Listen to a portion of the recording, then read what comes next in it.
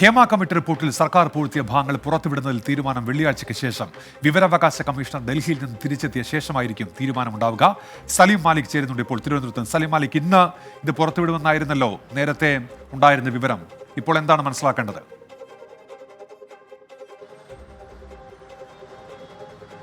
ഉന്മേഷ്, ഏറ്റവും അവസാന നിമിഷത്തെ ടെസ്റ്റിലൂടെയാണ് ഇന്നും ഈ ഹേമ കമ്മിറ്റി റിപ്പോർട്ടുമായി ബന്ധപ്പെട്ട ഉത്തരവ് അത് പൂഴ്ത്തിയ ഭാഗങ്ങൾ പുറത്തുവിടണമെന്ന വിവരാവകാശ കമ്മീഷണർ ഇന്ന് 11 മണിക്ക് ഉത്തരവിടും എന്ന് കരുതിയിരുന്നതാണ്. ഏറ്റവും അവസാനം ആ തീരുമാനം അട്ടിമറിക്കപ്പെട്ടു. അത് ഇന്ന് ആ തീരുമാനം ഉണ്ടാകില്ല, ഉത്തരവ് ഉണ്ടാകില്ല എന്ന അറിയിപ്പ് 11 മണിക്ക് ശേഷമാണ് വന്നത്. അതിന് പിന്നാലെ നാളെയോ മറ്റന്നാളോ ഉത്തരവ് വരുമെന്നാണ് പ്രതീക്ഷിച്ചത്. പക്ഷേ ആ ഉത്തരവ് വരാൻ ഇനിയും വൈകും എന്നുള്ളതാണ് നമുക്ക് മനസ്സിലാക്കാൻ കഴിയുന്നത്. അത് ഈ വെള്ളിയാഴ്ചയ്ക്ക് ശേഷം മാത്രമേ അതിൽ തീരുമാനമുണ്ടാകൂ എന്നുള്ളതാണ്. നിലവിൽ ഇന്നത്തേതിന് ശേഷം വിവരാവകാശ കമ്മീഷണർ ഹക്കീം അദ്ദേഹം ആലപ്പുഴയിലേക്ക് പോകും. അവിടെ നിന്നും ഡൽഹിയിലേക്ക് പോകും. ഡൽഹിയിലേക്ക് പോയി വ്യാഴാഴ്ച മാത്രമേ അദ്ദേഹം തിരിച്ചെത്തൂ. അതിനുശേഷം വെള്ളിയാഴ്ചയോട് കൂടി മാത്രമേ ഈ വിഷയത്തിൽ ഏതെങ്കിലും തരത്തിലുള്ള തീരുമാനത്തിലേക്ക് കടക്കൂ. നിലവിൽ അതുമായി ബന്ധപ്പെട്ട ഹേമ കമ്മിറ്റി റിപ്പോർട്ടിലെ പൂഴ്ത്തിയ ഭാഗങ്ങൾ പുറത്തുവിടണമെന്ന ആവശ്യത്തിൽ ഇന്ന് ആ ഉത്തരവ് വൈകാൻ കാരണം തന്നെ രണ്ടാം ഹർജിക്കാരനായി ചേർന്ന മറ്റൊരു പരാതിക്കാരൻ്റെ ഇടപെടലാണ്. ആ ഹർജിക്കാരൻ പറഞ്ഞത് തനിക്ക് കൂടി പരാതിയുടെ കോപ്പി വേണം, മാത്രമല്ല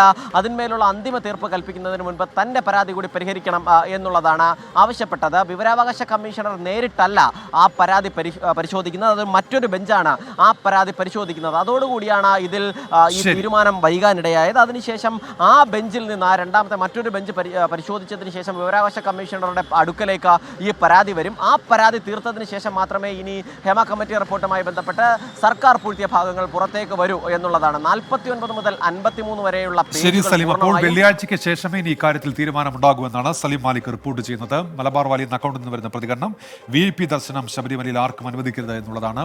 കോടതി വരെ ഇപ്പോൾ ആ വിഷയത്തിൽ ഇടപെടുകയും ചെയ്യുന്നുണ്ട്. കോടതി ഇടപെടലിന് ശേഷം ദേവസ്വം ബോർഡ് അക്കാര്യത്തിൽ നടപടിക്കുള്ള നീക്കം ആരംഭിച്ചതായി ഇപ്പോൾ അവരെ അറിയിക്കുകയാണ്.